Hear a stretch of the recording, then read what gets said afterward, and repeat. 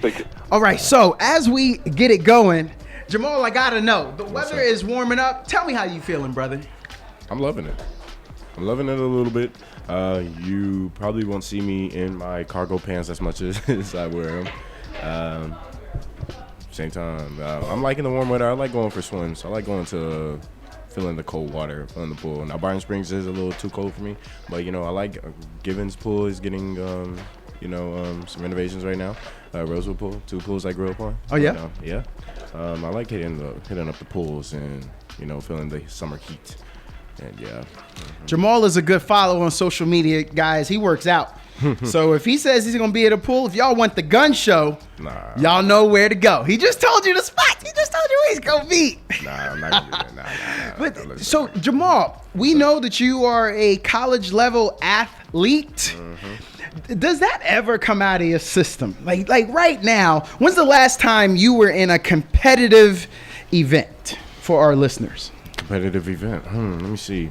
I don't know. Pick up basketball games. Oh, okay. Yeah, that counts. Yeah. And if I remember correctly, you said you were pretty athletic. That's your game. Yeah. You lean into that. And explain to us, do you turn it on and you say, yo, they about to get all this athleticism? Or do you try to back it off a little bit? I back it off a little bit. I'm more of a team player. I don't really do a lot of iso ball. To be honest with you, I'm kind of like an MVP season Westbrook. I can score from anywhere. I can shoot the ball if I want to, and then I can help get rebounds as well. Even though I guess the quotation marks I'm basketball short. Yes, sir. But otherwise, yeah, I do a lot. Well, the reason I asked you, sir, is because I was wondering, people like you who are superheroes have these superhuman powers that the rest of us don't have. I mean, I played semi-pro. But we talking. You won a conference championship. That's doing it. So that's 2 different levels, 2 different sports. But I respect your achievements. If I told you that there was a parent field day, would you ask your mama or your daddy to go out there and do an event? Which one did you ask growing up? You wanted them, let's say you got to do let's just say a 75-yard sprint, 75-meter sprint, whichever is good for you. Which parent would you have asked, or didn't matter if you asked, which parent is showing up to do that? Actually, when I was younger, I did a track meet, my sister and I, and it was like a mixed relay, and my mom ran on it. My mom ran third leg on one of the legs. But I think probably more as far as more so recent. I'm pretty sure my dad would have laced it up and spiked it up, and we got to run it. Yeah. But at the same time, it's a good environment. I love when parents hop in the meets. Like a long time ago, I think it was a couple of years ago, Shelly Ann Fraser-Price, the Jamaican sprinter, hopped in the field day for her the race. Well, that's what I wanted to get to. That is circling the interwebs. You're saying that happened a few years ago. Yeah. Is that wrong? Should she have bowed out, or does her son deserve to have that moment where his Olympic mom just dusted the field? What's your take on that? I feel like the son definitely has the moment. I would say too, was it unfair? Of course, but yes. I'm sure the other parents out there were probably like, wow, we get to actually watch Shelly Ann Fraser-Price run like recreational against us. So, but yeah, that's what I think about it. Travis, how you doing? Good, Jamal. How you doing, man? Doing good. Yeah, I was running a little bit late this morning. Oh, good. Hey, it's a good Friday, right? Yeah. It's a good Friday, but yeah. let me try this. There we go. Yeah, that sounds a lot better. There we go. We'll tinker with it here and there to see if we can get that one back on. So Travis, yes. if Shaquille O'Neal, insert basketball player, if a high-level athlete enters a parent field day event, are you okay with that? Or sure, they have to bow out with their superhuman abilities? No, well, it depends on what the stakes are, right? If it's just for fun, yeah, then yeah, let them go dominate.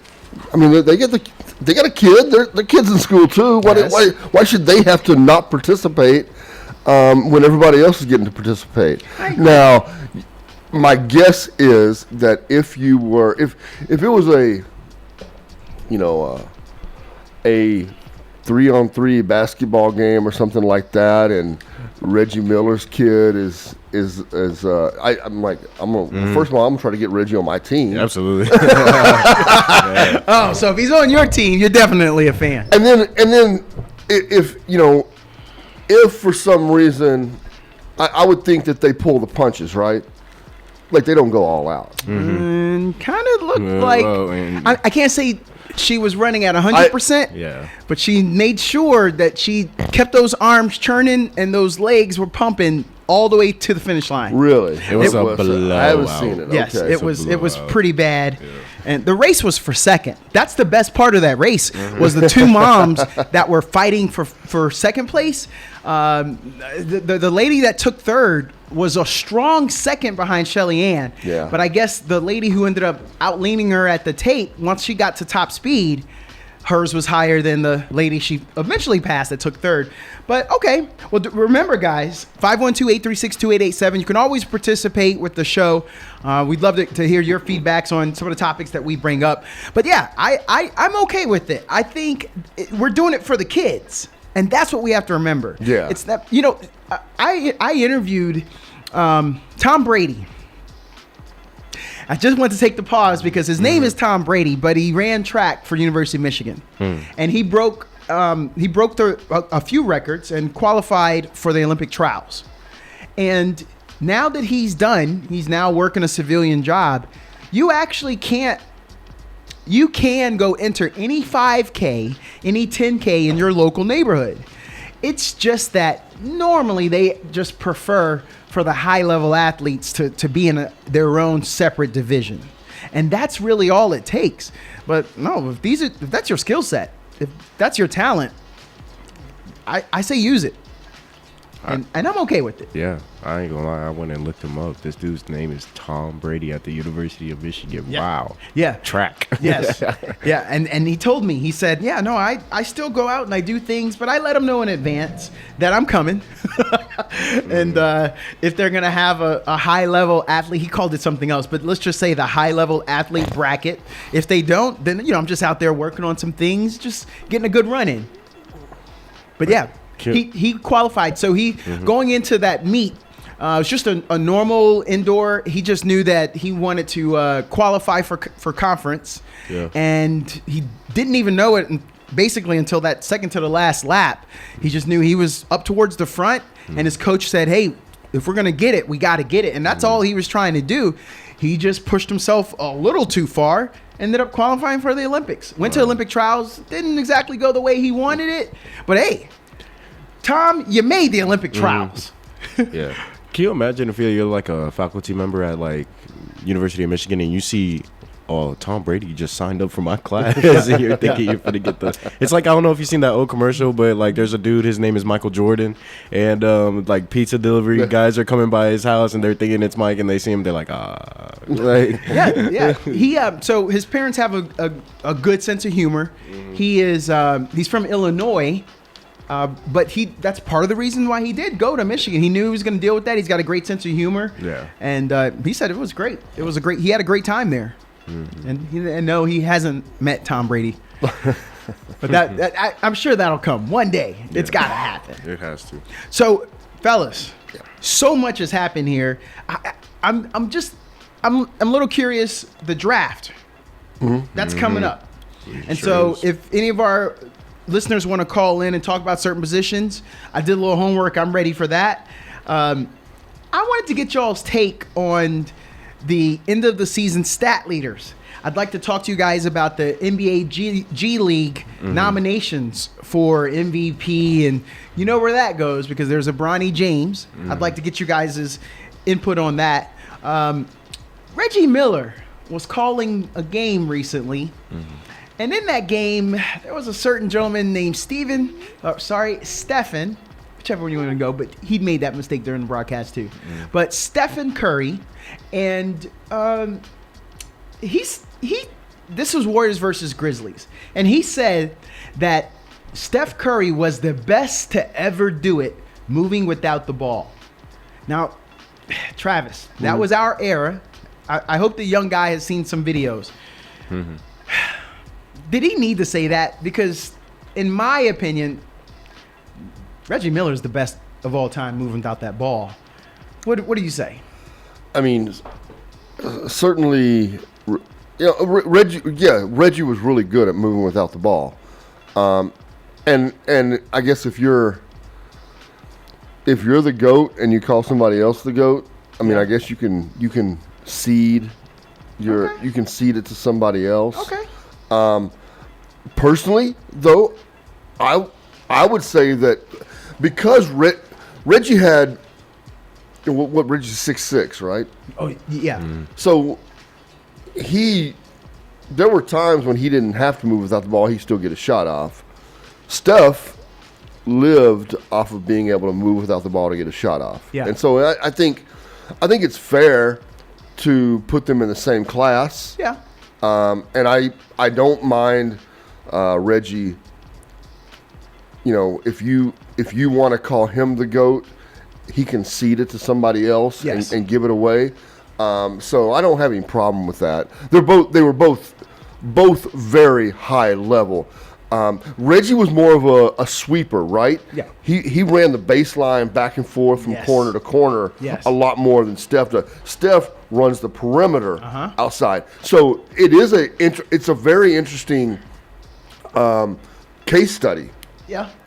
If I was more of a sports historian or something, maybe I would go break down a lot more tape and watch them both over a 40, 80, 100 game span and see where their tracks were. You know, maybe there's a fan graph out there somewhere where it shows what their.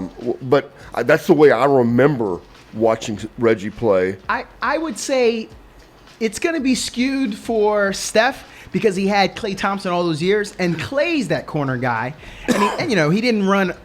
You don't take the defense to him, so I bet that skewed a good amount of his years. I've seen in interviews, Travis, that Reggie Miller has said he retired too soon.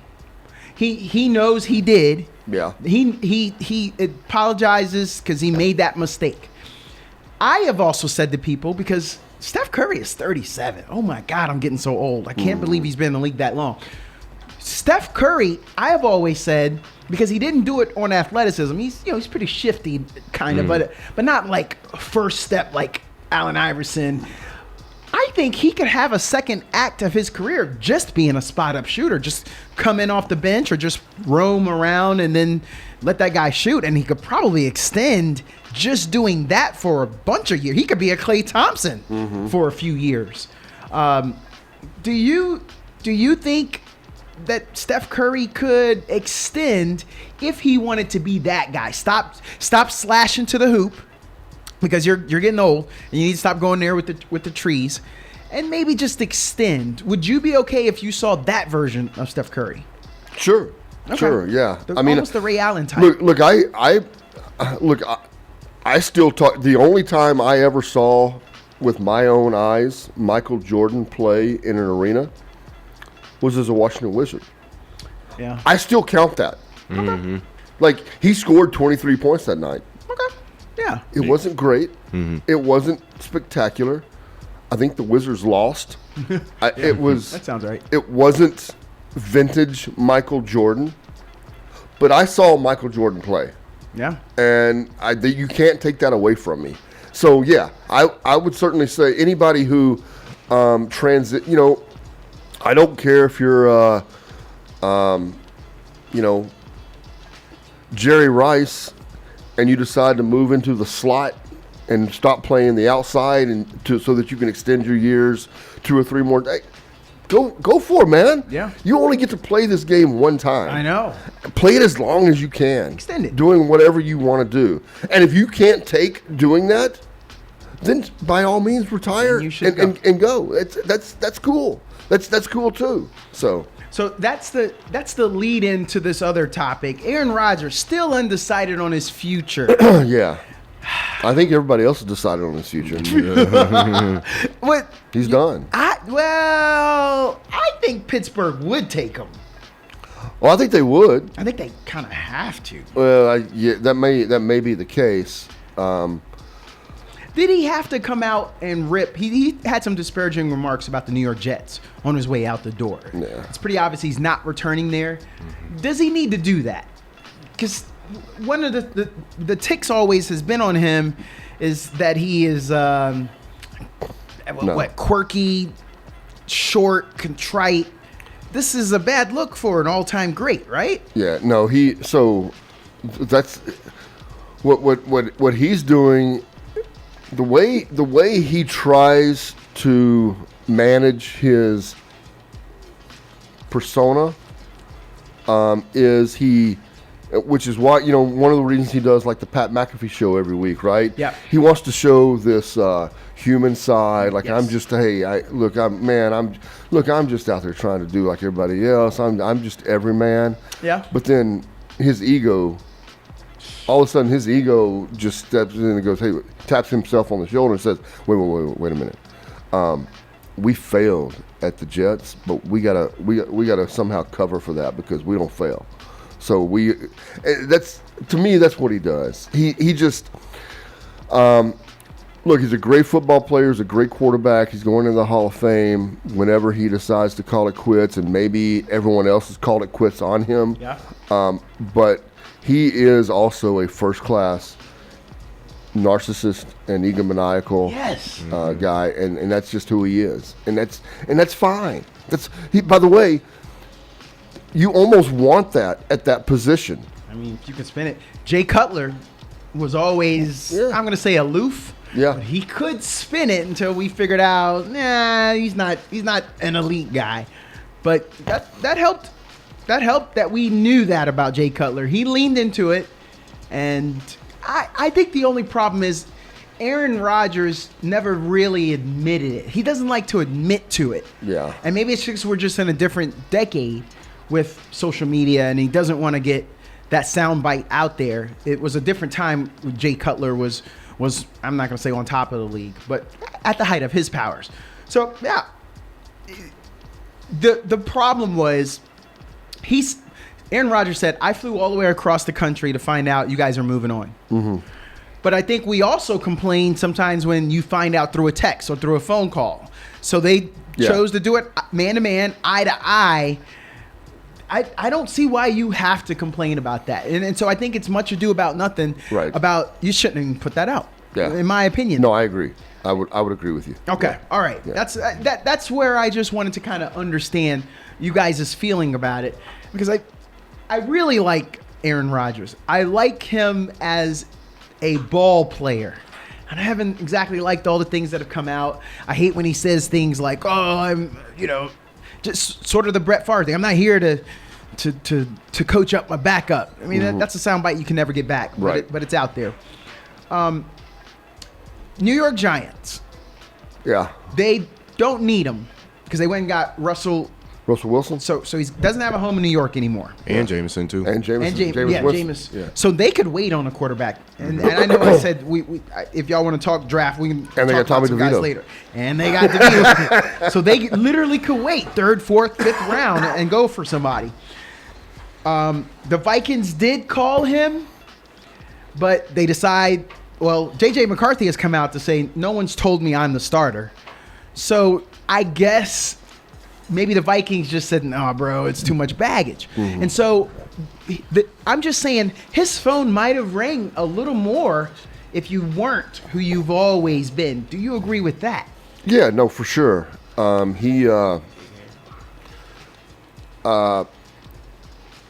He comes with baggage. Yeah. And you have to be able to take on that baggage. That's one of the first, when I remember what 3 weeks ago, maybe it goes back further than that, when the first discussions came out about Aaron and the Steelers having mutual interest. I remember one of the first articles that popped up. This might have been some AI thing. I don't remember who it was or who the writer was or whatever. Yeah. But it was like, is that a franchise that's actually going to take a flyer on a ego guy like that? And it made me stop, and I'm like, yeah, that is we have talked about it many times on this show. The certain franchises that have a real persona. Sure. The Steelers, the Ravens. They know who they are. Yes. And they don't get out of their lane. And if it works for them, it works for them, and they're willing to ride it into the ground as well. Like, it's just who they are. And he doesn't seem to be a fit there. No. I don't mind them kicking the tires, but that was one of the I remember I remember it sticking out that one of the first articles I read was, hey, this is not really a franchise that takes chances on guys like this. And so it's not surprising to me that that whole thing is faded out. I think you can shoot yourself in the foot. So Anthony Edwards says he doesn't want to be the face of the NBA, right? But he's such a dynamic player and so demonstrative on the court. All eyes are on him. We can't take our eyes off of him. But he does shoot himself in the foot with his off the field antics, and I'm speaking of the baby mamas, the baby mama child support drama, and so you kind of shoot yourself in the foot because there are some organizations that won't want you to constantly be in the headlines like that. And I was trying to think of some other NFL franchises like that. I'm gonna say Kansas City would be another one that's not about the drama. You said the Ravens. Yeah. You said the Steelers. I'm going to say Kansas City would be another. Green Bay. Green Bay. Green Bay. I like that one. Yeah. Maybe that's another reason why they were okay with moving on from him and going with Jordan Love. And my God, well, it seemed like that worked out. That's that Green Bay is an interesting study because one, they're quote unquote a publicly traded entity, and so they have a board of directors and they don't have a Jerry Jones, right? Sorry, Travis. But they also are a franchise that now twice in a row have made the decision to move on from a generational quarterbacking talent. Yeah, and I think you see why though. You know, and they keep winning. That's why. They know what they're doing. They know that stuff doesn't play in the NFL, like personalities and locker room disparagements. And so, is there? Y'all talked about the Steelers for Aaron Rodgers. Y'all talked about Minnesota. It's still technically an option for him. I guess after the break, I would love to kind of share. There's a team that I feel like people's not talking about. In fact, let's do that. Let's get to the break. We'll come back on the other side, and on the Fans View KAZI 88.7, Travis Kent alongside Douglas Washington. Yes. Jamal January, KView 24's Corey Mose. So we've got. Let's do a little mic check. Mic check real quick. Everybody out there, you can check your text messages right now. Just give us a second to we'll do a little mic check here. Yeah. KZI 88. No. That mic ain't working real well. Yeah, we're gonna have to adjust. We got to roll some stuff around. We got Reno. We got a call on the line, by the way. No, hey, we got a call on the line. Let's hit the phones. Hey, caller, you there?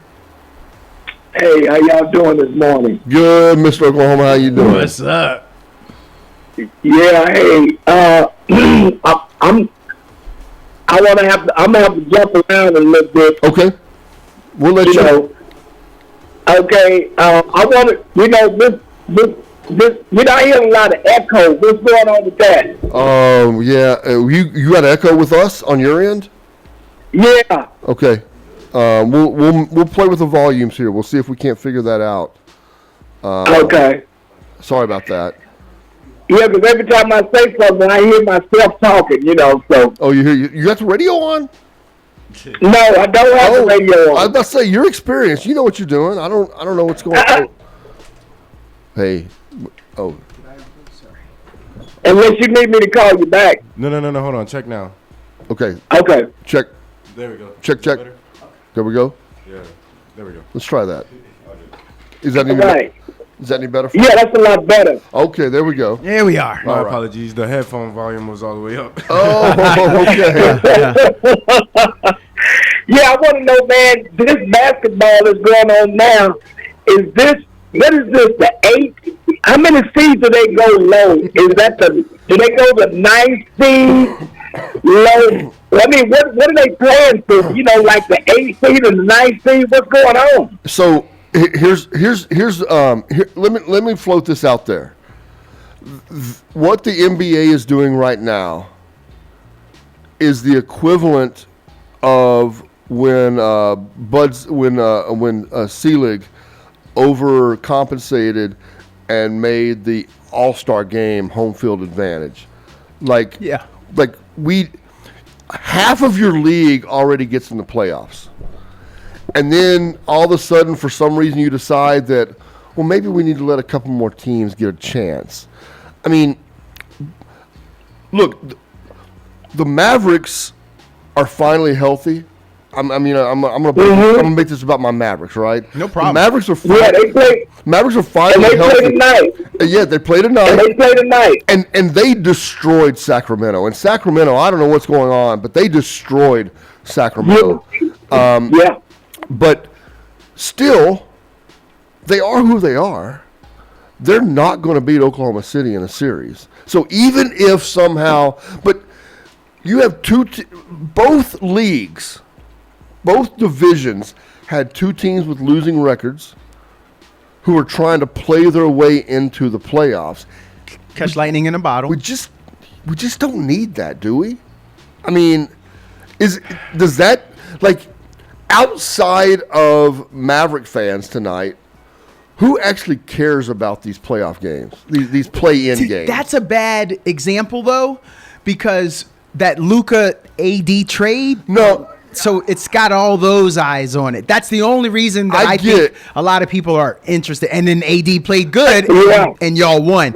So that one's a bad example. No, I get it. It would be more interesting if the Lakers were the 1 seed and the Mavericks were trying to play the Yeah, that would have been great. And I love that drama. Doug, love that drama. Yeah, you say that though, but I will say, like, I was really intrigued with the Warriors playing game. Were you really? Yeah, Warriors and Grizzlies. Well, as a Laker fan, also, I just wanted to see what the route the Warriors would have to take to get to them. Well, so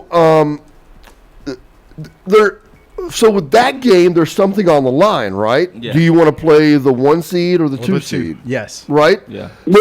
So the Warriors won the race. What I expect tonight is I expect Dallas to get their head handed to them. Wow. Well, so Mr. Oklahoma, what I want to say is this opening up, trying to get that 9th and that 10th seed to duke it out, keeps teams engaged down the stretch. Some teams. And not tanking. Teams. And so those games at the end of the season will matter. We won't have necessarily people sitting out. The Mavericks need it to still play good and get this opportunity down the stretch, because I guess you could have just told AD, man, let's just pack it up. We'll see you next year. But we get to see AD, and I think that matters. Yeah. Right? For some teams. I also feel like there's a reason why in both of those games the other night you got down by 20-plus points. Mm-hmm. Because some teams just don't want to fight out of the 9th, 10th seed. Yeah. And then have to play the 1 or the 2 seed. That's right. Like, let's be real. Like, they get paid millions of dollars, and so a lot of them are like, I'm just about to go home. There's no point. Especially for a team, let's say, like the Suns. Did it look like anybody outside of Trey cared about that game at all? I think that's why he was so frustrated. But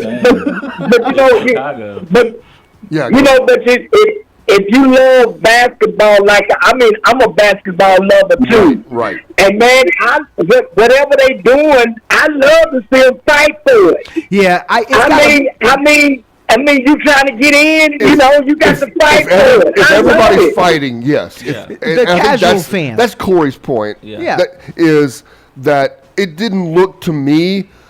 Sacramento had nothing left in the tank. And now you can, in Atlanta, outside of Trey, looked like nobody wanted to be there at all. the Mavericks, at least we can make the argument that, except for Kyrie being out with the ACL, this is the roster that Nico Harris thought he was putting together. Yeah, we're at least seeing we're seeing 85% saying that Kyrie's the other 15% and he's out. We're seeing 85% of what Nico Harris envisioned, and it did. We saw it again the other night in that game. Anthony Davis come off a pick and roll and lob to Derek Lively on an alley-oop. Yeah. To me, that is so visually pleasing to see a 7-footer lob to another 7-footer. It's like it's almost basketball nirvana to me. I have two things that I want to offer to you guys. They don't have a superstar on Sacramento. Zach LaVine won the dunk contest.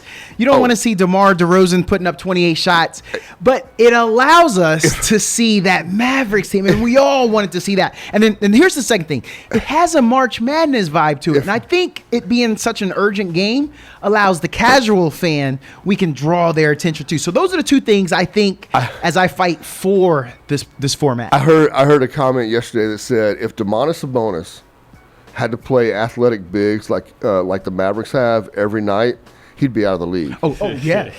Facts. He did not look like he's been looking all year. No, he's not used to the speed. But I don't even think it's athletic bigs. I think it's really like Dallas's bigs. Like I said it after the trade. You know, I really did think it was a good move. For the right now. I think if you're looking at Nico's perspective, for the right now, if you want to win now, he made that team better with the trade. And, you know, people said, you know, it's crazy like to think like that, which is true. Like you have a whole decade of now you don't have a superstar. Right. But on the flip side of it, I was really intrigued to see the defense. Like I really was looking forward to like, 80's back at the 4. Now he has 2 5s in Lively and Gafford that he never has to play the 5. Yeah. Which is like something he's been begging for the last 5 years for the Lakers to do. And then you add on a guy like Klay Thompson, a guy like P.J. Washington, who's a dog on defense. Love P.J. Washington. Love him. And you see it. You see how everyone. And I'm excited for the playing game to finally see, like, okay, like they have something to prove. They've been here. Like the team hears it. The team hears everyone saying, fire Nico. The team hears everyone saying they lost the trade. And you don't think they want to go out there and prove, like, no, we're a good team without Luka. Yeah. So. Yeah. And you know, I think every year.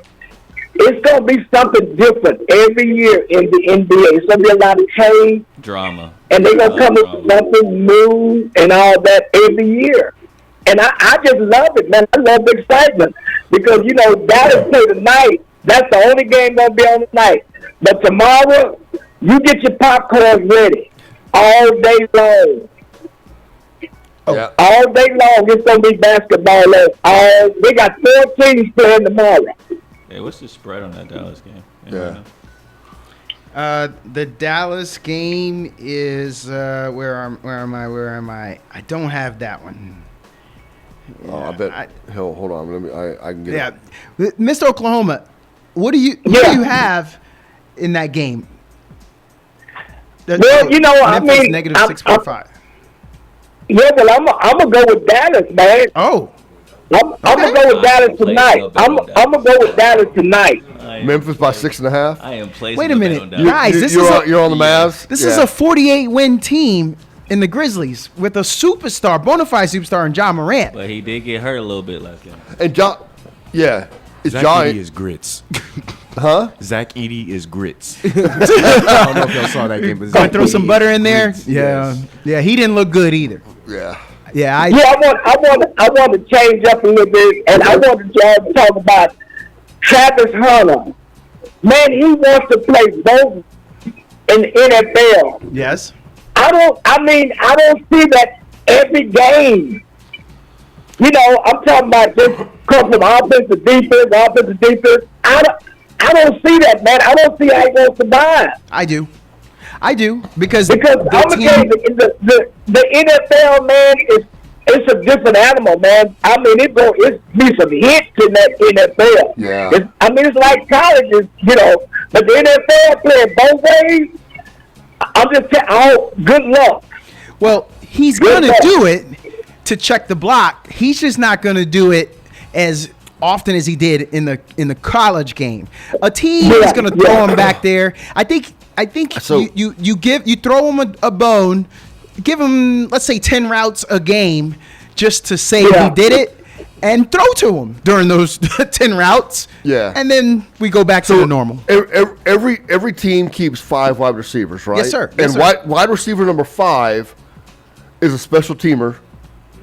And occasionally, if a guy twists an ankle and has to come out, that wide receiver 5 comes in and has to fill a spot. But wide receiver 5 doesn't play very often. No. Travis Hunter's going to be wide receiver 6. Yes. He's going to be cornerback 1. Yep. He's going to be wide receiver 6. Yes. But I think he's going to get, like you said, 10 to 15 snaps a game. Yeah. They're going to slip him into the slot one time. They're going to put him on the outside one time. Yeah. Heck, I might line him up in the backfield and motion him out and see, try. Get him some touches. Just see if you can make the defense at least think that they have to worry about something else. But that's what he's going to be. He's not going to at Colorado. If they played 128 snaps, 65 on one side and 63 on the other side, or whatever it was, he was playing pretty much all of them. He's not going to do that at the NFL level, but he's going to play every snap on defense, and he's going to play selected snaps on offense, and he can still be a factor. Yeah. Guys, let me ask you, Mr. Oklahoma, if he got every game 5 catches for 58 yards, so just 10-yard routes, he gets a first down, maybe he gets 12 or 13 here or there. If he did 5 catches a game for 58 yards, just saying, would you be okay with that?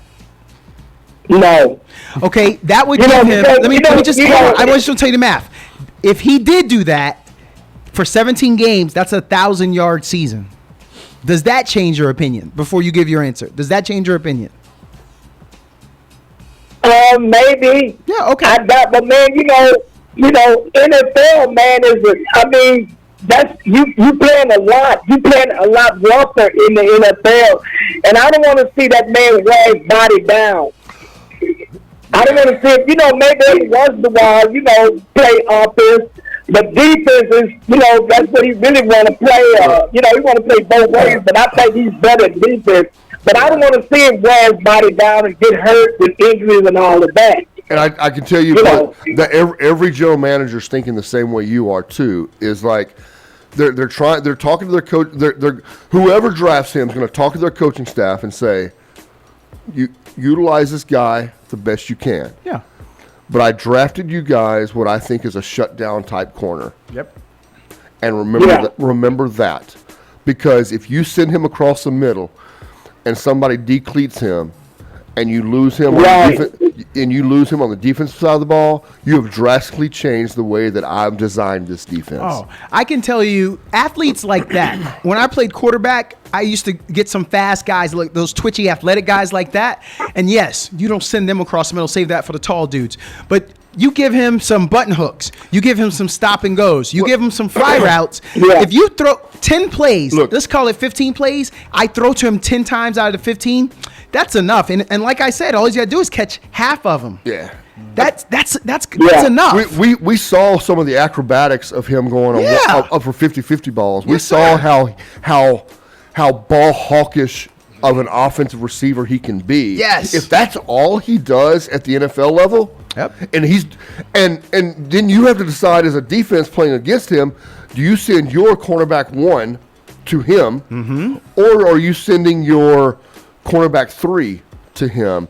And if he's going against cornerback 3 and he's running fly routes every time he comes in, there's a good chance he's going to come down with a few that are going to change the game here and there. So yeah. What else you got, Mr. Oklahoma? Hey, I want to say, man, Texas baseball looking pretty good right now. Yeah, Sloss They got things in pretty good shape. looking pretty good right now. With that game last night, they won it 3-2. But they looking pretty good. And then I want to say this before I get off the air, that my Oklahoma women, we're slipping, man. We lost 2 games to Alabama. Yeah. I said, man, golly. Texas and Oklahoma softball teams, which are still two of the top 5 teams in the country, but they are finding out that the SEC softball is stronger than Big 12 softball. Because Texas and OU essentially, and I'm not, look, Oklahoma State has a really good program. Top 25. There's a reason that the national championships are played at Oklahoma City's ballpark. The Oklahoma State kind of is the reason for the part of that building of that complex, but the depth of the programs in the SEC is so much stronger. You can't expect to go through a conference season with 1 or 2 losses. Which, by the way, that's what making Texas right now on the baseball side. Yeah, that's what's strengthening them. Yeah, they got 2 conference losses so far. I mean, that's crazy to think about in a baseball centric conference. They played the big one. Yeah. Like, they played that last year. That's right. Yeah. You know what I'm saying? They're playing Auburn right now. Yep. And so, Mr. Oklahoma, Yeah. I rolled my eyes when you said that, because come on, bro, you still have less losses than those of us who follow UT women's softball. You still have only 4 losses. We have 5. So you ain't getting no love from me. Okay, you got the 2 losses, bro. 4 losses. You're still top 5. I'm not gonna cry you a river.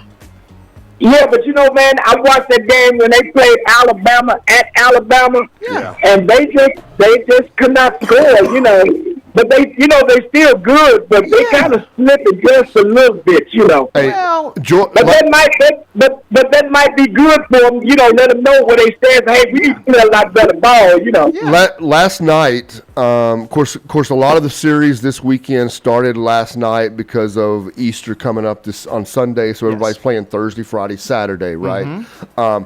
Last night, I know Georgia was one of the teams. I can't remember who the other team was they played. It was 20-11 was the final score in that softball game. That's ridiculous. Yeah, that's ridiculous.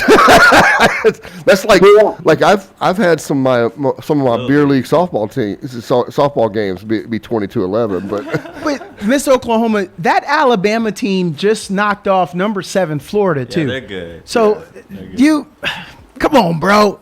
Man, Do you just want to rub it in? Is that what you're doing? No, man, they looking pretty good, though. They kind of surprised me. Oklahoma lost back-to-back, but, it is what it is, though, Okay, all right. Texas just lost back-to-back. All right. But, hey, man, look here. Y'all have a good Easter, man. I'm going to talk with you guys. But, hey, I'm going to tell you tomorrow, if y'all got something to do, go early, because they're going to have 4 games on TV tomorrow. Get it done early, and get your beverage, your special beverage you're going to drink. That's right. What I'm saying? Straight, no chaser. Hey, I'll see y'all later, man. All right, Mr. Oklahoma, we appreciate it as always.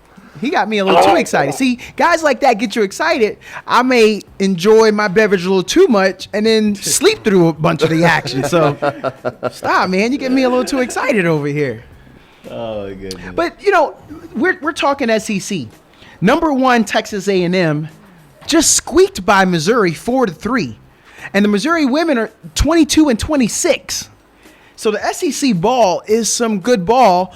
And I mean, a win's a win, but man, by 1 point, you'll be all right.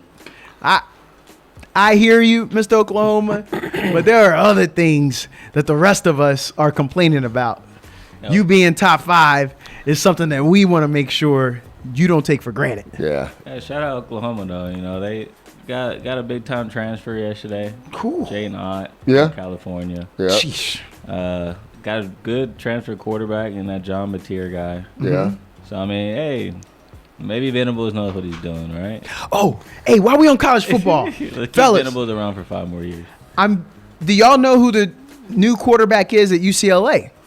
Yeah, Nico. So, Lava. what's y'all's he take ain't making $4 now? million though. Yeah, what's y'all take on that? Because he's the poster child now, and Nick Saban put out I think it was a tweet, but basically he's saying, and that's good for him, and good job on Tennessee for not caving to the pressure. I'm very curious of you guys' opinion on it. Well, this is not going to be the last time we see this, right? I mean, this is the transfer portal was the equivalent of free agency in college football. NIL essentially opened up the ability to mimic pro sports, and so we always thought of the transfer portal as just being where can I go get an opportunity to play.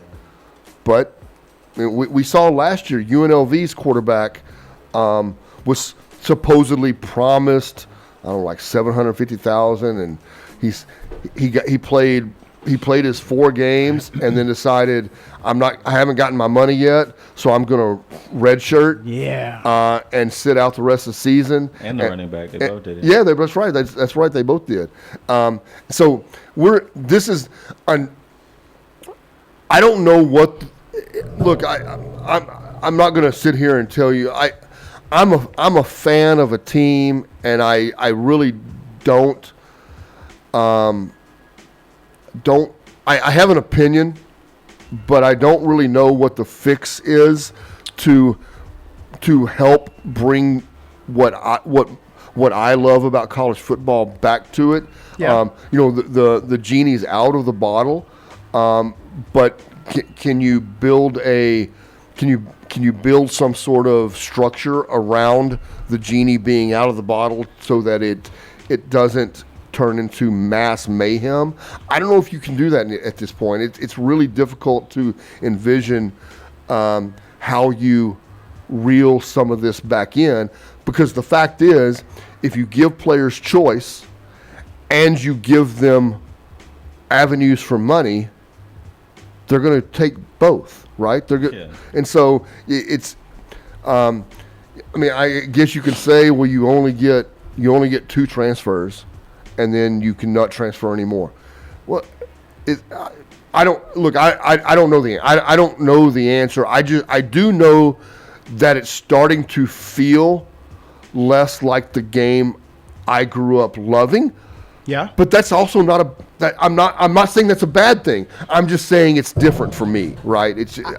I have a few points I just want to give you guys of why I think Nico has to do that, and it's about what we do in life. Okay, so in life, you're a businessman, Travis.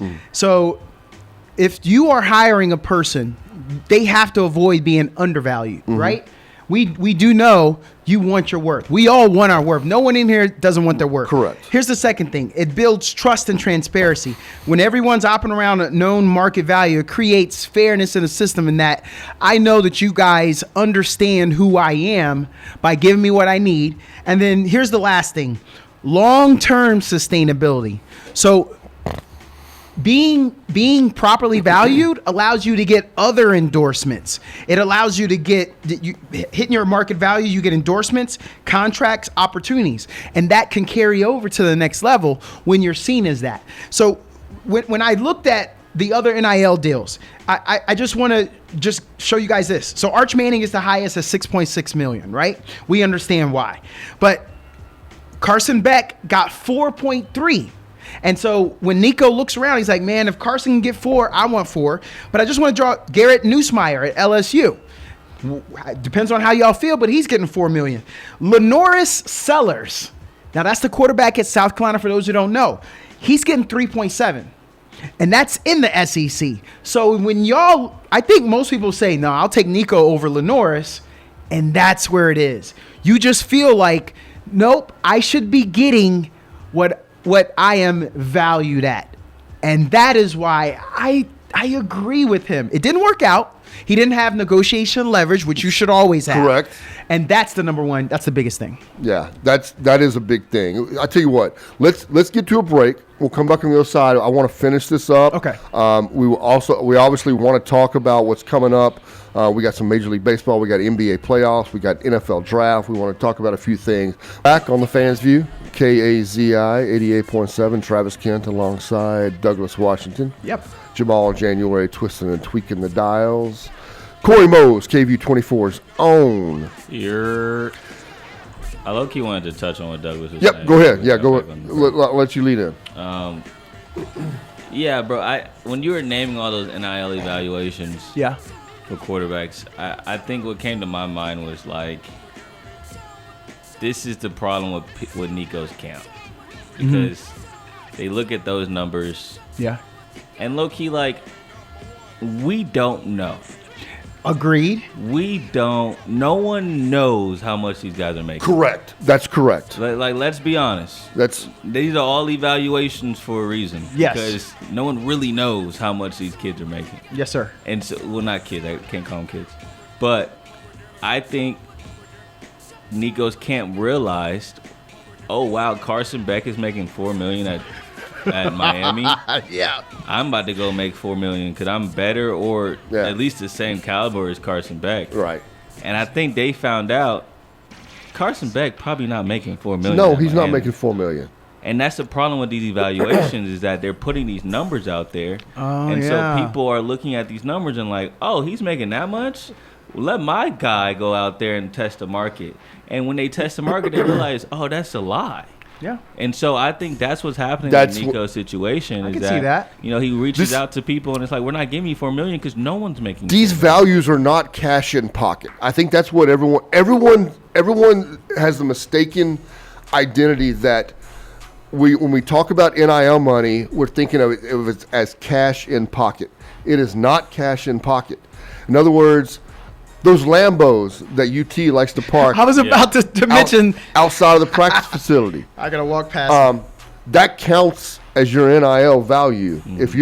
If you're Bijan Robinson and you drive around in a Lambo during your time on the campus, that $750,000 value of that car is counted in your NIL money. Yes, that's what I was wondering. But then you turn that thing back in at the end of your term or whatever. It's like you didn't walk away with that. That didn't go buy you a burger down at Dirty Martin's, right? Mm-hmm. You just drove to Dirty Martin's in it. So, but it is what it is. So to your point, this is Austin, Texas, and we've been named coolest city in America to live in. We know that our prices are going through the roof. Those of y'all that have lived here longer than me, I've only been here 4 years. So for my valuation, instead of staying in these crusty dorms, and they're not over at UT, right? I am driving a Lambo. That's $700,000. Yep. And they got me in a condo downtown, up on the penthouse level. Yep. Let's say that's $1 million property. Yep. That factors in. Yep. That's my valuation. That's right. Yep. And so I like that, Corey, and I appreciate that because I think you talked me back because I wanted to take up for Nico. Yeah. Partly because I like that drama and I want to be a defense attorney for him. Yeah. Because everybody's just trashing the young man.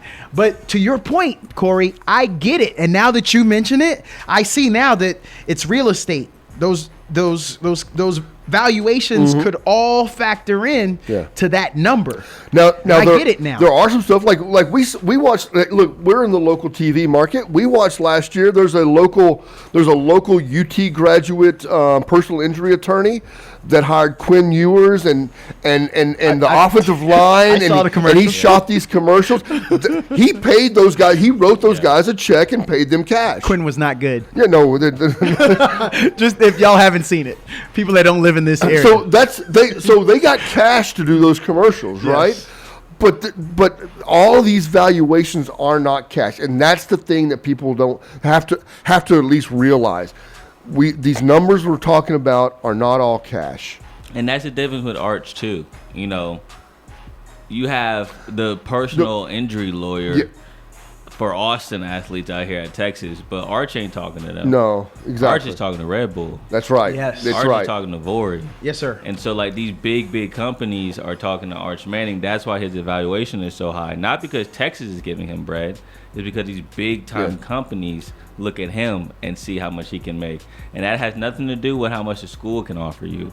And so I feel like with Nico, I feel bad because I know it's not Nico. I know it's his people around him that say you're worth more than that, but they don't understand the system because these aren't actual agents. A lot of these people don't have license. They're just his dad. That's and right. So you can do that in the college football. Y'all cleared this up so much. I think the listeners, but I'm putting my listener hat on because before this happened, wasn't nobody checking on Nico. Yeah. He's not a national entity. Right.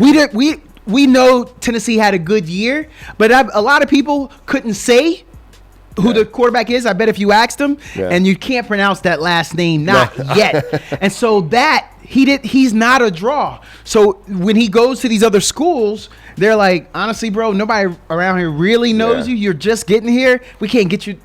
We can't guarantee you that you're gonna get that money. All right. Hey, we got a caller we need to get to. Hey, caller, you there? Yes. Yeah, go right ahead. Hello, guys. Hey, how's it going? How y'all doing today? Doing well. Great. Well, I was going to bring up another subject with the women, because I'm still on the March Madness. Okay.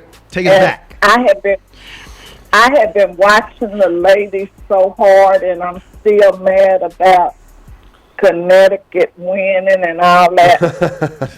But and I was mad about Florida winning. That was such a good sports deal for me. I really enjoyed it. Mm-hmm. But I was thinking about the WNBA. First, I want to say what Mr. Oklahoma was saying. I'm kind of confused too on that NBA stuff. Okay. I thought they gonna go the 7 series, or how they doing this year? Yeah. Yeah, the playing games are basically winner go home situations. So they're trying to play into the 7-game series. Yes. And that's what's happening right now. So you get 2 shots at it.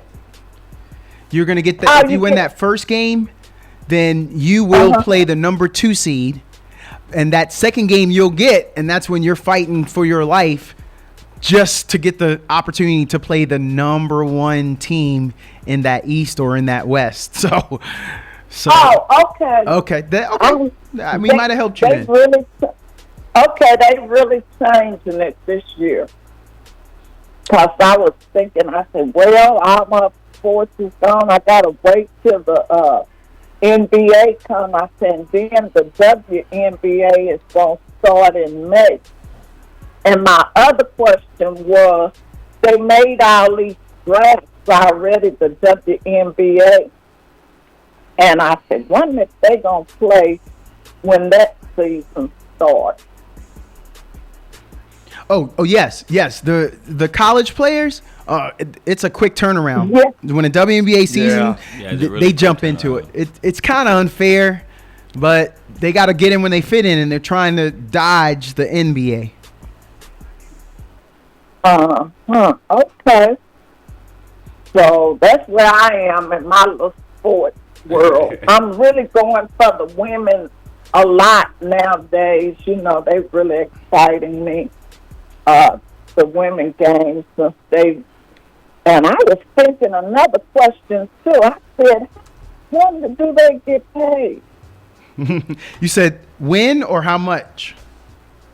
How much the women in WNBA? Now, or are you talking about NIL? Yes.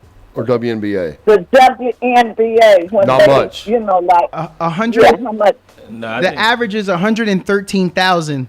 Average? I think it's closer to 70,000. The league minimum for 0 to 2 years was 62,000. Yeah. While the maximum was 234. So that's why that average is so skewed. I think Paige, number 1 pick is. I think she's making like 78K. Yes, Yeah, that's right. Yeah, because she's in that 0 to 2 years.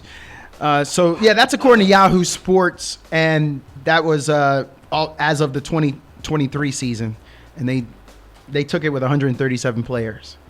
But it is on the rise because it jumped up about 11,000 from the previous year.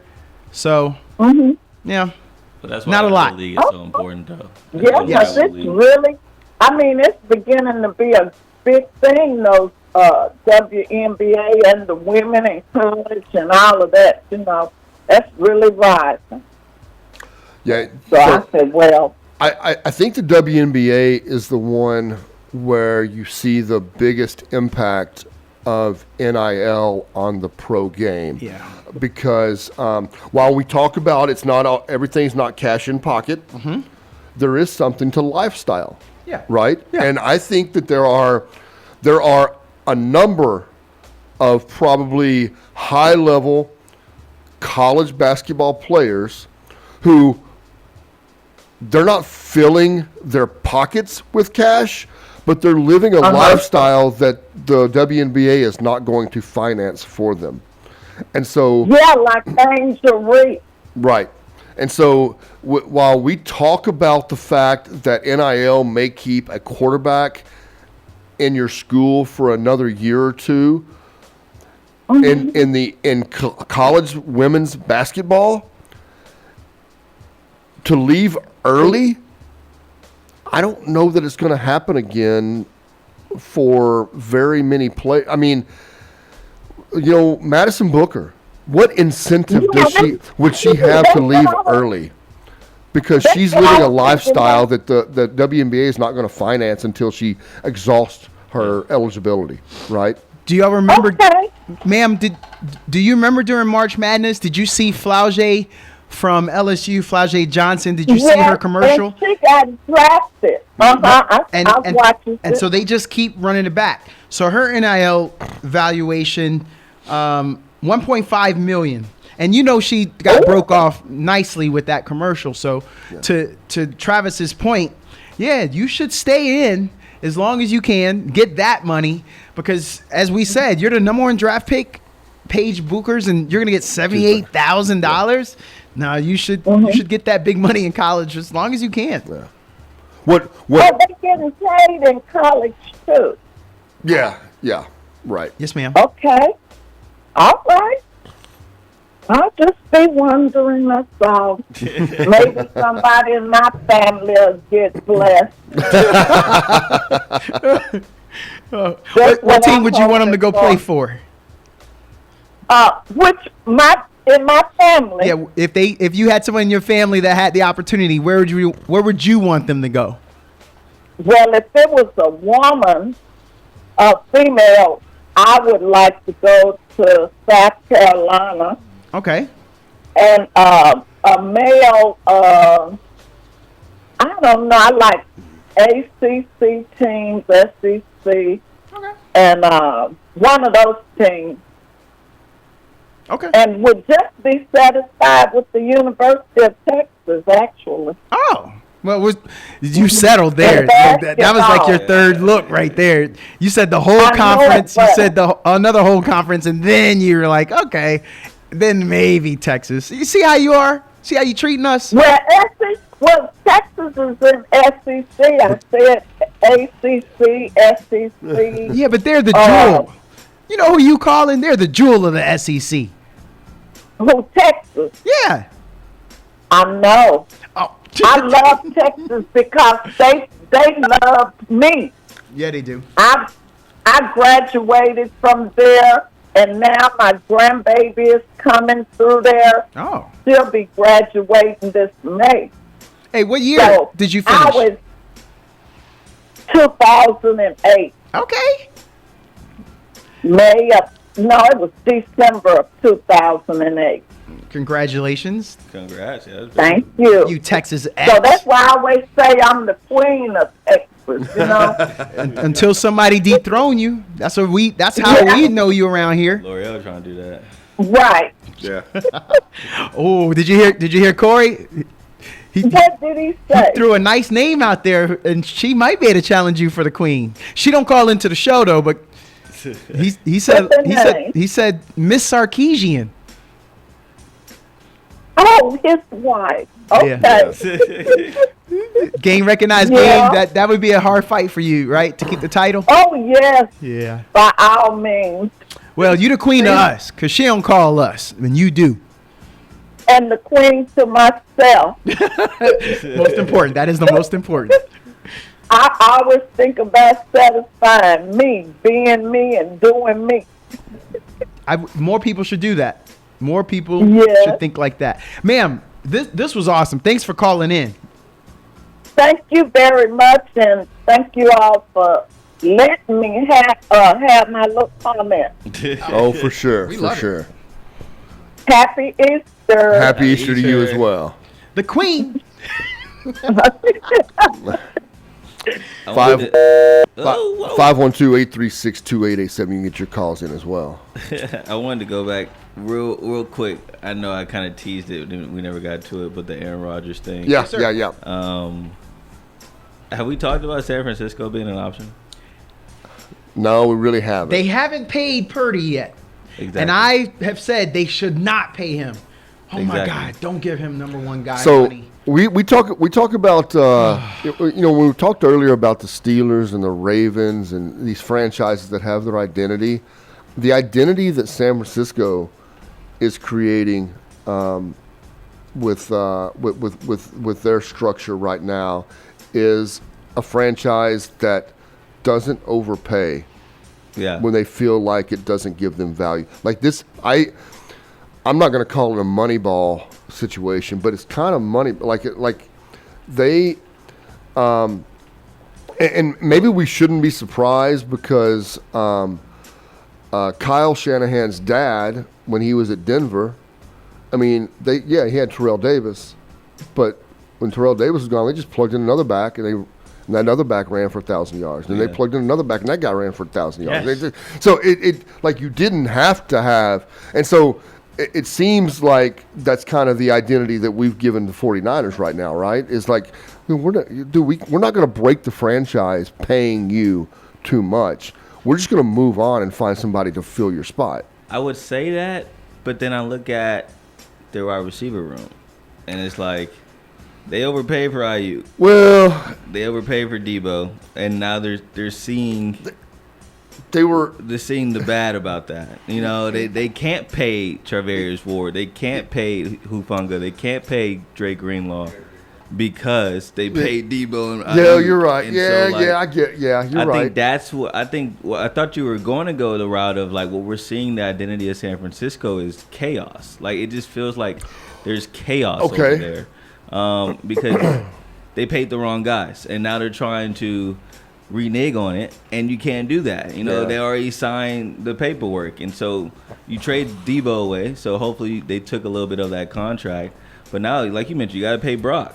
And I think Aaron Rodgers is looking at that situation saying, y'all don't got bread to pay Brock what he wants to get paid. Yeah. And he is on the record saying, I'll take a $10 million deal. Exactly. And I think that's what Aaron's doing right now. He's waiting it out, especially after the draft, because he doesn't want what happened to Kirk Cousins to happen to him. Yeah. And so you're waiting it out to make sure the team that you're looking at isn't going to draft the first-round quarterback.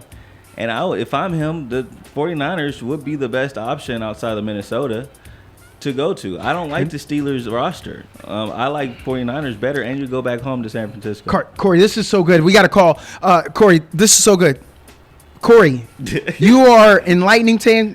I'm glad to see you, brother. Good to see you, too. I like this energy. So what you're telling me right now is if I'm San Francisco, Brock, we got to stick with the formula. We can't pay you. Let's draft a quarterback. We bring Aaron Rodgers in for a year. Let's draft a quarterback. Draft Quinn Ewers. Go get that kid from Louisville. I mean, we can insert a bunch of names here, but I would go get a quarterback and stick with the daggone formula. If you can do it with a 262nd drafted quarterback, if you can do it with Garoppolo, who didn't look good anywhere else, you can do it with your next guy. Mm-hmm. Trust the process. Yeah. All right, we do have a call, so we're going to jump into the phones. Hey, caller, you there? Yeah. Please cut your radio down, please. There we go. Yeah, I got you. There we go. Go ahead. Hello? Yeah, go ahead. Oh, no, I was going to say, what do y'all think about that? I'm switching it to NBA. Okay, yeah, for sure. What y'all think about that Luka trade, man? And I already know, but they trying to say that, like a conspiracy theory, like it's the ownership, since they have like ties in Vegas, they trying to ditch the team eventually, and then take it back to Vegas, brother. Because they said no. They said no to the whole. I want to say like trying to make a new stadium, something like that. Man, I was going to make a time travel joke, but you didn't get here until now. I've been saying this conspiracy the whole time. So you late. This happened all the way back on February 7th. But yeah, we'll go back. We'll give you another take, brother. I am in agreement with you. I believe in that conspiracy. I think that's what they trying to do, because they didn't fire Nico. Yeah. They would have fired Nico if they didn't want this. Well, see, I think they trying to devalue and run the city. And they do need a new stadium, right, Travis?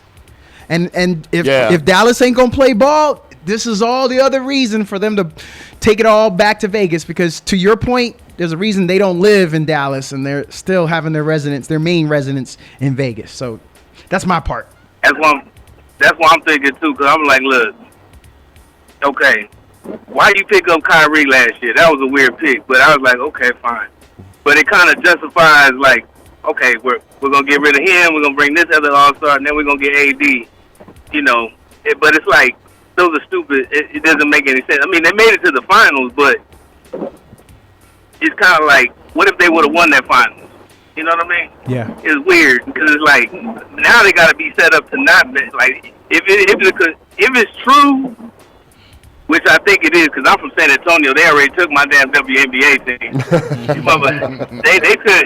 they took the W, and then they started winning, right? And I was like, look, come on, man. And then what is it? Then they taking Oakland. You know what I mean? Yeah. The baseball team and the football team. Yeah. So all they need is the NBA team. So I'm like, that's how I see it. I love but conspiracies. Right. I just love hearing them. I love hearing them. I'm not a big conspiracy guy. Yeah. I do think there's things that play in the factor of like these are real people that have like real lives and they can lose real jobs. Yeah. Like a Nico Harrison. So, but I do think it is fascinating to like kind of ponder, are the owners thinking that way? Because to them it's maybe a win-win. You know, it's like, okay, either we keep Luka and we continue to win, but maybe we don't ever win a finals. Right. Or we get rid of Luka and, like you said, our value goes down, and we can just fire everybody, and no one's gonna be mad at us. They'll be mad at the GM. So I mean, like, I think it's a win-win situation for the owners.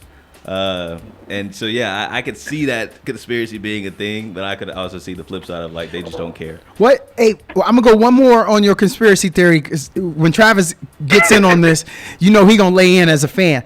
Maybe Luka told them, "Man, I don't ever want to leave Texas. The state taxes is real, and now I got to go to Nevada. And as far as I know, you do have state taxes out there. Actually, maybe they don't with all that gambling, but I believe they do. And his support network is here. Dirk is here.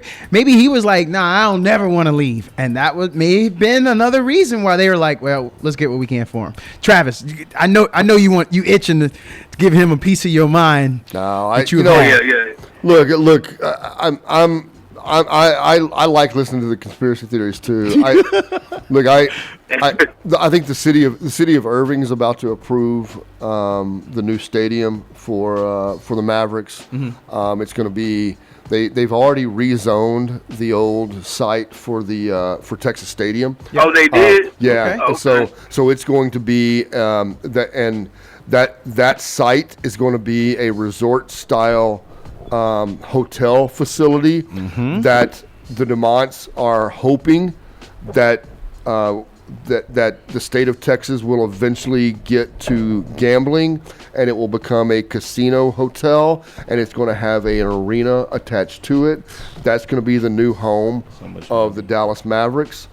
So I don't think the Mavericks are going anywhere. I do think that this, like I said, I don't think anything's off the table, but I just don't think there's as much to read into it as my gut. And I've got to talk to Corey about this in a little bit. I want to do it in just a minute, but I don't think Nico liked Luka. I think Luka's gone because Nico didn't like him. That don't justify. No, but that don't justify. Hold on. Getting rid of, that's crazy. Mr. San Antonio. That's like suicide. You trying to lose a job. Okay, how about this? You know what I'm saying? The great one, Wayne Gretzky. He was traded from the Oilers to the Kings. You know how that turned out. Nolan Ryan was traded from the Mets to the Angels. That was early in his career, though, but he had the tools. Charles Barkley, traded in '92, sent to the Suns. Next year, he won the MVP. let me just explain to you. It happens. Mookie Betts was traded from the Red Sox and he's still top 5 in the league right now. That was Khalil Mack was traded, and look how he turned out. So it has happened before, man. Yeah. Okay. I mean, I hear you. I can't. I'm trying to get with y'all, but that trade means. I mean, it makes no sense, man. You know what I mean? Like, it's like, how are you gonna win? I mean, I'm not saying run wrong with AD. Yeah. He's cold, but the longevity you have, and the prime that he's in is not the same. You know what I'm saying? Like, if you would have got AD when he was at New Orleans, I mean, that's a bet. That's a bet. But that's the thing about this trade, right? Is essentially what this trade, as a Mavericks fan, what this trade did was you essentially said 10 to 12 more years of Luka is not going to give us what the next 3 years of Kyrie and Anthony Davis. Yeah, but you're not. That's they got to re-sign Kyrie. Kyrie known the deal. No, and that's why I say 3 years, right? Because now the clock just ticked off this year. Now it's 2 years. I don't think Anthony Davis or Kyrie, either one, is here 3 years from now. And you just shut the window. What you did was you had a big open window. And you ain't get no pig. And you closed it, and that's what you did, and that's it. You got no pig. Hey, Carl, we need to get to a break, so we got to let you go, okay? Thank you for calling. Thanks for calling in, man. We appreciate it. Y'all good, man. Y'all sound like ESPN up here, man. All right. Appreciate it. We appreciate it. We need to get to a break. We'll come back on the other side right after these. 88.7, Travis Kent alongside Douglas Washington. KVU 24's Corey Mose, Jamal January twisting and tweaking the dials. I teased this during the last call. I want to ask Corey real quick.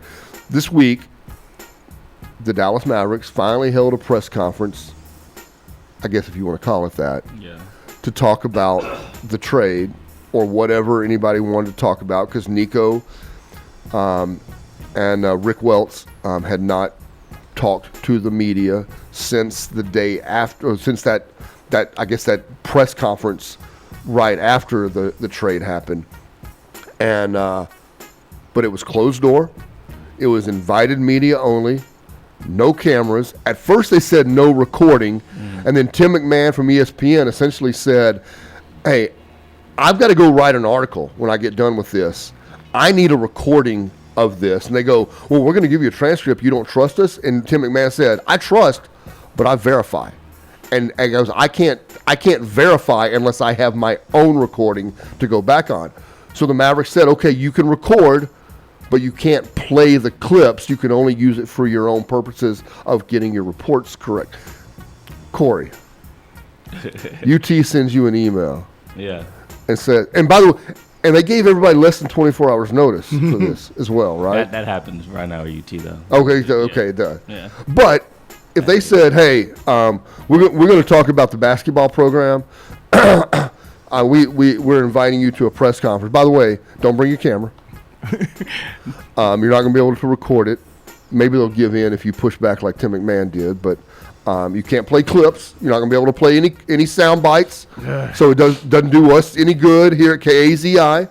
We can't play any sound bites. What's your response to what happened in Dallas? Yeah, I just think it's one. I have a friend who was in that room. Okay, all right. Michelle Montaigne. Okay, yes.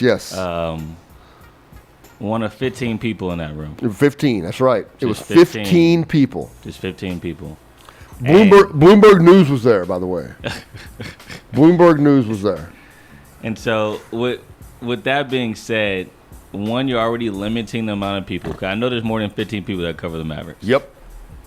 Two, like you mentioned, not being able to have the audio on social media platforms. You can only use it in articles, which for us, I mean, what do you want me to write a web script? Right, you know, exactly. I can't go on air, you know, and be like, this is what they said. Yeah. So that had no value to us. And you know, it's funny. The Mavericks knew what they were doing. That would be my my notion or my take would be, why hold the meeting in the first place if you knew this was coming? Yeah. Michelle said the first question that was asked in the room was, "You hear fire Nico chants every single day of your life, why should the ownership group keep you employed? Mm-hmm. That's the first question. Like that's how you set. Usually you set the tone press conference is something light. Yeah. Get them talking a little bit. No, they're asking them why should you keep your job, and I think the Mavericks knew that. Yeah. And that's why they didn't want any recordings. That's why they didn't want anybody playing anything on social media, because they knew that he was going to get flamed the moment the press conference started. But that goes back to my mind. If I were to see that email, I would say, what's the point? Right. I can't use any of this, especially if I'm not a writer. So I don't understand why they held the press conference in the first place, because it just makes no sense if you can't use any of that audio and you're about to get blasted. Yeah. And that's, so I listened to, during the week, I listened to a lot of Dallas area sports talk radio. Mm-hmm. And I heard an interview with Tim McMahon from ESPN, Newey Scruggs from, he's with Channel 4 up in Fox. Dallas, right? Fox. Yeah. Obviously, Newey used to be here in Austin, so we all love Newey Scruggs. He was an anchor on KXAN, I think. Sports anchor here. But shout out to the bros. yeah.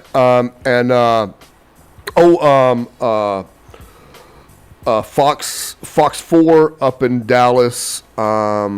Mike Ducey it was funny. Fox 4 is invited. Mike Ducey wasn't invited. It was his cohort, the female.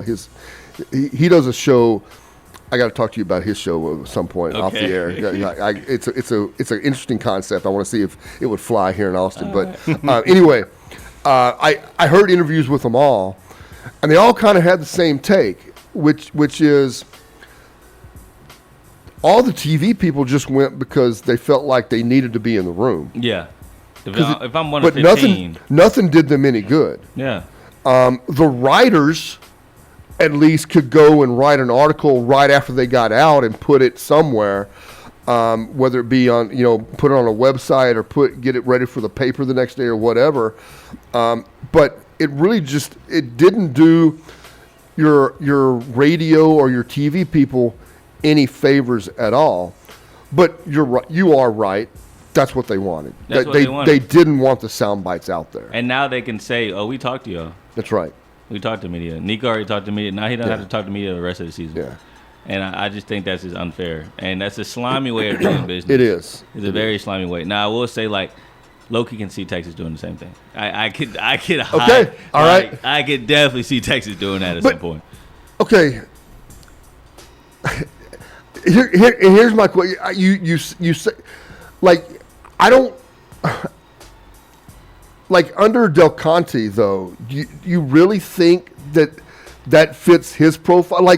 He doesn't seem to shy away from the media. No, you're right. He I legit think he's the one answering his Twitter questions and things. He is. He's running the page for sure. Right. Yeah. So no ghostwriters. It doesn't seem to be part of his profile. Although I don't disagree with you, there have been administrations in the past at UT where I could have clearly seen them doing the same thing. And you're right. It probably isn't a Del Conte press conference. Yeah. But if I'm being frank, we didn't see Quinn for 2/3 of the season on Mondays for press conferences. Okay, yeah. And it's you're the starting quarterback for the Texas Longhorns. We need to talk to you. Yeah. I don't care what time you got class. These other 10 guys make time in their schedule that also have classes. Yeah. And you're about to go to the league anyway, so how invested are you into your classes? Right. But anyways, you have 10 other guys showing up on Mondays who also have classes that make time. Yeah. You need to be the face of the organization, because if you want to be the face of an NFL program, you can't shy away from cameras. Yeah. And I just think Texas, they care about the brand, and they weren't comfortable with us asking questions about his injury. Yeah. They're not comfortable with us asking about his deep ball. Yeah. And so it's okay, let's not just put him up there. And then that avoids all of it. Yeah. And so that's why I say I get that 100%. I can see Texas doing something like that. When you have the face of a football program being asked or not being required to be in front of the cameras, I just think it's not okay. If we come out next football season and Art struggles and they hide him and he's only completing 58% of his passes and all, but he's the starter, right? He's not getting benched. Yeah. and all of a sudden he doesn't show up on media days, you're going to be like, well, this. You're not doing anything good for the player. Right. Because now you're saying, oh, when adversity hits, you don't have to talk to the media. Yeah. And that's not true at the next level. Yeah. You have to. And so, but the thing with Arch, though, I think he would want to. No, I think he would too. Like, talking to the dude now, he has so much, like, personality, swagger. Yeah. I can't wait till he faces adversity so I can see it and see how he reacts because I know he's going to handle it the right way. Yeah. But yeah. What I saw on the sidelines last year, them boys got his back. They got his back, bro. They rock with him hard. So they rock with him hard. That's all you need. Yeah. That's the juice in my back. That's the battery pack I need. I could face anything. But yeah, I just want to stick with NBA. I know we touched on Aaron Rodgers. Let's do it. No, that's fine. Low-key would love the Aaron Rodgers. Yeah, no. But playoff matchups, what are we looking forward to in the NBA? I know for me, it's definitely Rockets Warriors.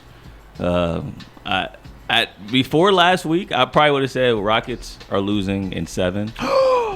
I really like the Warriors, but then after watching the Warriors play the Grizzlies, I'm like, Zach Edey had what? And you're telling me the Rockets have Sengun and Steven Adams? Thank you. Okay, there it is. They're about to dominate. And I think the Grizzlies proved you can play bully ball against the Warriors. You don't have to be afraid of their small ball because on the court during the Warriors small ball, you have guys that don't want to shoot. You have Draymond on the court. We all know he don't want to shoot. Nope. He has been shooting better, but he's not trying to. Jimmy Butler passes up a lot of threes. Yes, he does. For mid-ranges. Yep. Gary Payton's out there. Gary Perry ain't trying, he's trying to dunk on somebody. He stays in his lane. Kaminga ain't getting minutes no more. I don't know why that's a mistake. Minutes. And then Moody is the other shooter, per se, but he's a streaky guy. And then you got the other streaky, the king of streaky, and Buddy Hield. Mm-hmm. And so when you play small ball, you're not afraid of the Warriors' 3-ball as much as years of the past. And so if I'm the Rockets, I'm sizing up. I'm putting Sengun at the 4, Steven Adams at the 5, maybe Jabari Smith at the 3, having Dylan Brooks and A-Man Thompson. Like, I think that's what you do against the Warriors, and I'm not afraid of them. They can play small. Yeah. Their leading rebounder was Steph Curry, for those who don't know, and Steph had 8 rebounds. That was the Warriors' leading rebounder against the Grizzlies. It's crazy. And I'm because I'm here to defend the Houston Rockets, and they can play small. They can play big. Mm-hmm. They are capable. They've got a first unit. They got a second unit.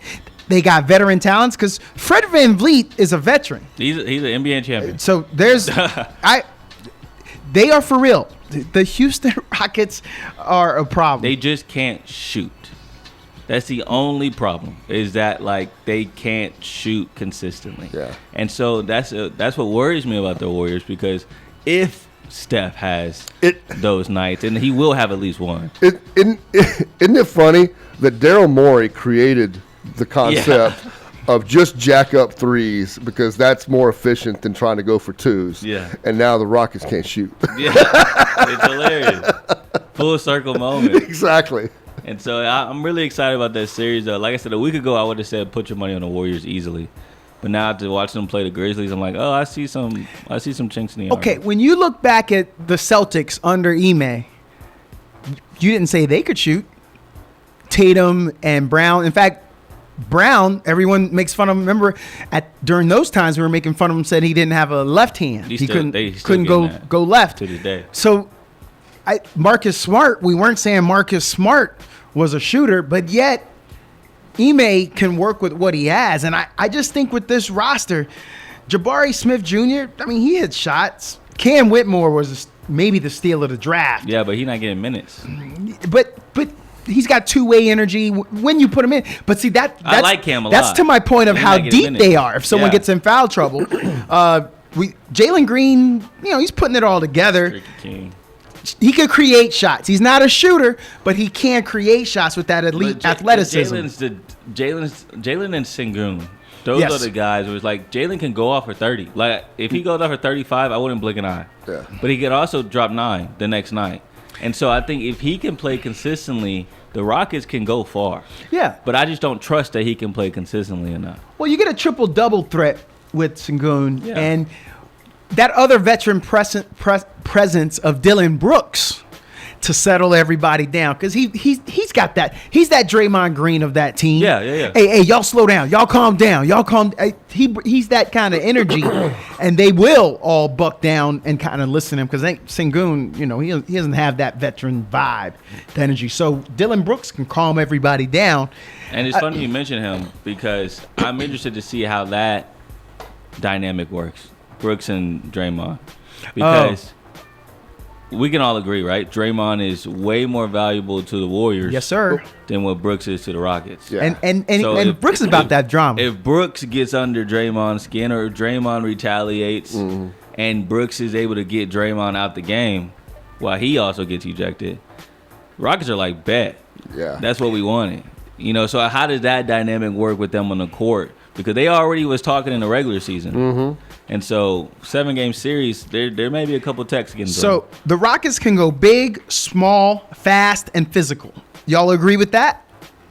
You can't say all 4 of those for the aging Warriors. And then here's the second thing. Put the second units against each other, and we just told you how deep they are. Cam Whitmore there. I guarantee you'll pick that second unit of the Rockets before you pick the second unit. For sure. And so we may wear out Steph Curry. Yeah. And that, I think that might be the game plan. Let's get this thing to 7. Let's wear him out. And let's see if he rolls the ankle. See what happens. I really like the Rockets. Like Jimmy that can drop 38. You know what I'm saying? I think that's why you go get Jimmy. And so can Jimmy continue to be playoff Jimmy? Right. We'll see. Another matchup though is Nuggets Clippers. Yeah. So I like that one. I don't want to. It's so wrong to do this. The what if injury, will Kawhi wear it down? Especially because I just said that about Mr. Wardell, but you're feeling confident about the health, or you're just feeling confident about the team. You're assuming everyone stays healthy. Yeah, I'm assuming everybody stays healthy. Clippers are playing phenomenal basketball right now, and then you got the whole Mike Malone situation in Denver. Yeah, I thought about this the other day when Ty Lue got the job. I believe with the Lakers, and people were like, it's LeBron's homie. That's why he got the job. He has proven to be a really good head coach. I agree. And no one's really talking about it, but like he got no credit when he first got into the league as a head coach. Yeah. And now I think this year specifically, you come into the league not knowing when Kawhi is going to come back. They had no idea if they were going to play this year. And then you have injury for James Harden. But he's able to get this team to the 5 seed and now playing some of the best ball going into the playoffs. They're entering the playoffs on an 8-game win streak. Yes. That matters. You have an MVP right next to Kawhi. Let's not forget, and I know you from Houston, but Playboy, if you out there listening have forgotten how cold James Harden is, he ain't washed. Bro, I saw a stat the other day which blew my mind. Because I forgot he was really doing this. Like, this is like such video game bullcrap. Back in that year where he should have won MVP, they gave it to Westbrook. I think that's so stupid. But in the month of February, he was averaging 40 points a game. Yeah. For the whole month, he was averaging 40 points a game. James Harden was doing that on like real life, real life basketball courts, not 2K. And I think like that's so crazy to think like a dude was averaging 40 a month. Okay. So when we look at this lineup, can y'all tell me Norm Powell dropped 37? Yeah. Can y'all tell me somebody on the Nuggets roster? Let's say Jamal Murray and Jokic cancel out Kawhi and James Harden. Who's that third person that could drop 37 for the Nuggets? It's Michael Porter Jr. It should be. I like Jamal. Jamal said it should be, and that's where I know. Norman Powell's been hot all year. There ain't no should in him. He just, he had to take the back seat because James is there. But when he's had the opportunities, when Kawhi is out, he put up solid numbers. Yeah. And we don't say that when Jamal Murray has been out here and there that we know Michael Porter Jr. So that consistency of Norman Powell is what I'll take. And I just want to go one other little thing. That defense of the Clippers is top notch. Yeah, top notch in the league. Yeah, it's nasty. But don't forget, Jamal Murray in the playoffs, completely different animal. Hold on. So you're going to go, we're not saying playoff P, but playoff J? Nuggets in 5. You believe, what the, huh? Nuggets in 5. Why is he doing that? I'm telling you, I think down the line. We just said how strong the Clippers are. So, does it worry anybody that this is a James Harden-led basketball team, and that's a problem? 23-16 the other day. 23-16 because he's dishing to Kawhi, and he's dishing. We don't need him to take over the team. He's dishing to Kawhi, and he's got Norman Powell right there. And I think that's. What about that? If he's just a point guard to you, then Travis. Wouldn't he just dish into Embiid, and he has Tyrese Maxey right there? And then Tyrese Maxey at that time is not this Tyrese Maxey. But Tyrese Maxey at that time is Norman Powell. Is he not? Give you that. And so that's my thing. And Embiid is definitely Kawhi. We're talking about MVP. So where's Embiid right now in your MVP race? Well, we're not talking about that. We're talking about if Harden has a guy he can dish it to, and a Norman Powell, he's good at being point. He was literally point in Philly, and it didn't work out. And so good point, Travis. Am I okay with James Harden? No, I'm not okay. Not in the playoffs. I mean, and it's funny because I've enjoyed watching James Harden's career. I love watching him play, and he's changed. He's changed the way games are officiated. He's done so much, but then he's a Hall of Famer, right? When it matters most. When it matters most, though, I got zero faith in him. Okay, so I had to look this up. And according to NBA.com, Corey, yeah, Embiid and Harden only played 74 games together. Yeah, in 21 last season and 10 in the 2022 playoffs, and 43. They never. I mean, they ain't really had no consistency, and that's why it's kind of unfair. Because what I wanted to say to you is how healthy, how much on the court Embiid was. So I had to look that up. That's according to NBA.com. During that time. So now, if I'm also a Nuggets fan, I will say we haven't talked about this yet, but outside of Zubac, the backup center is Ben Simmons. Yeah, I know. Yeah, so that's the problem. If I'm the Nuggets, I'm basically saying Jokic is going to win this series for me. He's going to have to drop 35, 15, and 15 every single game, which. Would we be shocked if he did that? No. I mean, he does that basically every night. And so I just think that if the game plan is to get Zubac in foul trouble and just play bully ball against the Clippers, have Simmons guard Jokic for a majority of the series, that's a recipe for success if I'm Denver. Yeah. And so that would be my game plan if I'm trying to slow down this James Harden Kawhi train. Okay, so when I look at the Clippers, and you look at their standing. So they are one of the top defensive teams in the Western Conference. Yeah. There's some good centers out there. Oklahoma City Thunder, good center. Adequate? Oh, yeah. Okay. Houston Rockets? Yeah. Okay. Lakers, there was some time when AD was there. He's gone now, and the number 4 Nuggets. The Clippers are right below them. It's not like centers have been steamrolling the Clippers, which is why they're still the 5th seed, and they ended up with the same record as the Nuggets anyway. So to me, that the defense is more than they wouldn't have such a high defensive rating if centers were eating them alive. Is all I'm saying. But come on, bro. We're talking about what Hardenstein. Let's name these guys. Yeah. We're talking about Hardenstein. We're talking about Steven Adams. Yeah. And who's the number 2 seed? Steven Adams 3 seed. We're talking about Jackson Hayes. Yeah. And then you're throwing in Jokic. These are different dudes, bro. These are completely different dudes. So how come their defensive rating isn't higher than the Clippers? Because they're not playing the Clippers every night. I mean, they're not playing the Nuggets every night. Of the top 5 Western Conference teams, Clippers have given up the least amount of points offensively. Only 108. Everyone's above that. So the rest of them centers aren't necessarily dominating. They're not playing both ways. But that team ball of the Clippers, and you said to yourself the momentum, I think they done figured it out. I think they have too. But I'm just saying, don't forget, Jokic is a different breed. Those stats are cool, but that doesn't. I'm sure the game against the Nuggets, the efficiency wasn't great, because Jokic is so great. And so I'm just saying, having to play them for 7 straight games, will they be able to slow down Jokic enough? And I also, I think the Clippers are going to win this series. Let me just put that on record. Okay.